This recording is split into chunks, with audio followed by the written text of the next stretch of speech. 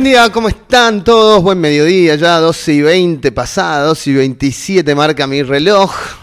Hoy vamos a hablar, si ven la pantalla los que están viendo el programa, vamos a hablar de este señor y del clan y de su herencia y de un apellido que volvió a estar en el centro del poder de la República Argentina y que para algunos desmemoriados no representa ningún peligro o es simplemente un apellido más. Pero no, señores, en los pasillos de la Casa Rosada hoy se empieza a hablar de un posible cambio de jefe de gabinete. Recordemos que Manuel Adorni está en el ojo de la tormenta hace ya 60 días aproximadamente, desde que salió el primer video de su vuelo a Punta del Este y luego que se empezaron a conocer más cosas, hasta el último escándalo de la cascada que puso en su casa en la que gastó $245.000, entre otras causas que se le atribuyen a Manuel Adorni, lo tienen en el ojo de la tormenta y lo que empezó a circular con mucha fuerza en la última semana es que podría ser reemplazado. ¿Y por quién podría ser reemplazado Manuel Adorni? Por Martín Menem. ¿Quién es Martín Menem? Bueno, actualmente es el presidente de la Cámara de Diputados, pero además de ser el presidente de la Cámara de Diputados, es el hombre, quizás que representa el poder de una familia que ya gobernó los destinos de nuestro país, de la República Argentina, durante una década, durante 10 años en los que Argentina quedó sumida en la pobreza. 10 años en los que hubo un industricidio y nos quedamos sin industrias en Argentina. Una década en la que se privatizaron las empresas más importantes del Estado. Una década en la que el desempleo creció como nunca antes en la historia argentina. Una década en la que la corrupción se volvió moneda corriente y una parte... La corrupción se volvió una parte indisoluble del gobierno en la Argentina durante el poder de Carlos Saúl Menem en nuestro país.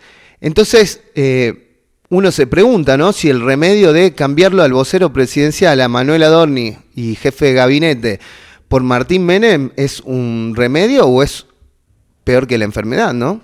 La familia Menem actualmente tiene 17 de sus miembros ocupando diferentes cargos en el aparato del Estado, en diferentes dependencias. Martín Menem es el presidente de la Cámara de Diputados, pero su sobrino Yarif, por ejemplo, de tan solo 24 años, representa a la nueva generación y es secretario privado de la presidencia de la Cámara de Diputados. También lo tenemos a Lule Menem, el hombre que es la mano derecha de Karina Milei y por lo tanto uno de los hombres que más influencia al presidente. Entonces, cambiar a un funcionario desgastado como lo es Manuel Adorni por un Menem no es una mejora. No es una mejora, para nada. Es la confirmación de que la anticasta era solo el caballo de Troya para el regreso de la dinastía más cuestionada del país. Para entender por qué un ascenso de Martín Menem es una señal de alarma, hay que mirar hacia atrás, en el espejo de los años 90, que no es casualidad que el presidente Javier Milei tanto lo idolatre. Detrás del apellido Menem no hay solamente nostalgias, hay causas judiciales que marcaron una era de impunidad. Este señor que está atrás mío, el expresidente Carlos Saúl Menem, murió cursando 4 juicios orales por delitos que no solamente hirieron a la nación, sino que sembraron a la corrupción como una política de Estado en nuestro país. No podemos olvidar del pago de sobresueldos. No es casualidad que ahora se vuelva a hablar de sobresueldos en el gobierno de Milei. Ya los había. Durante el gobierno de Menem habían sobresueldos que los pagaba la Secretaría de Inteligencia del Estado.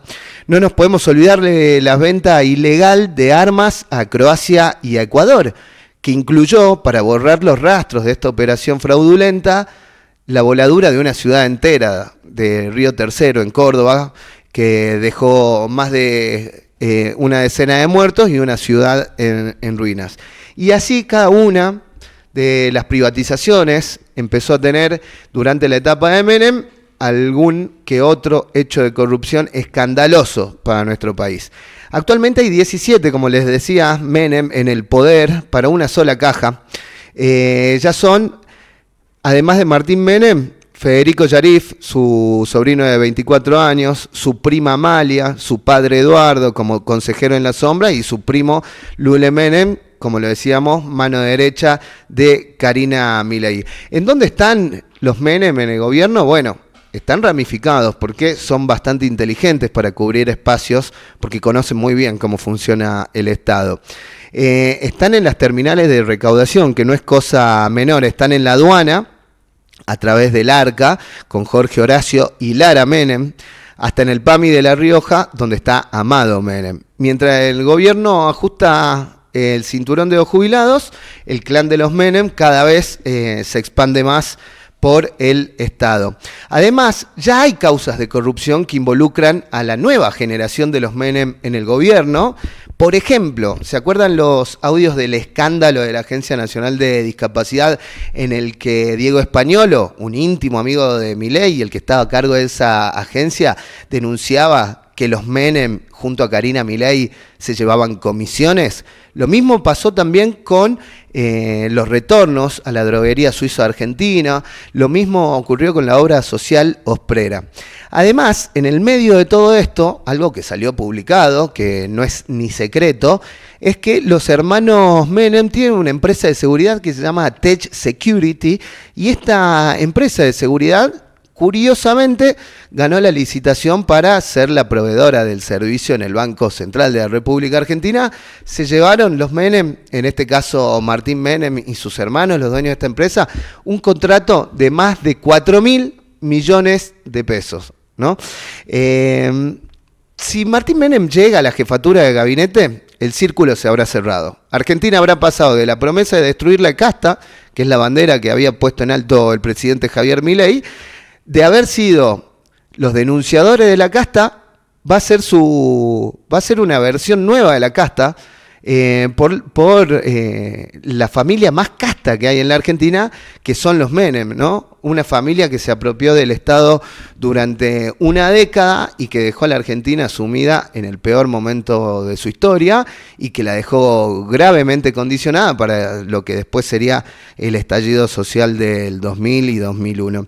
La historia nos advierte, cuando los Menem avanza, el Estado y el patrimonio público retrocede. La pregunta para la sociedad argentina en este 2026 ya no es si el gobierno de Milei va a cambiar, sino cuánto más estamos dispuestos a entregarle a una sola familia, a los Menem, como en los años 90, la realidad y el poder del manejo del Estado para que otra vez los vuelva a estallar en la cara. Arrancamos punto al mediodía, un poquito de música y volvemos con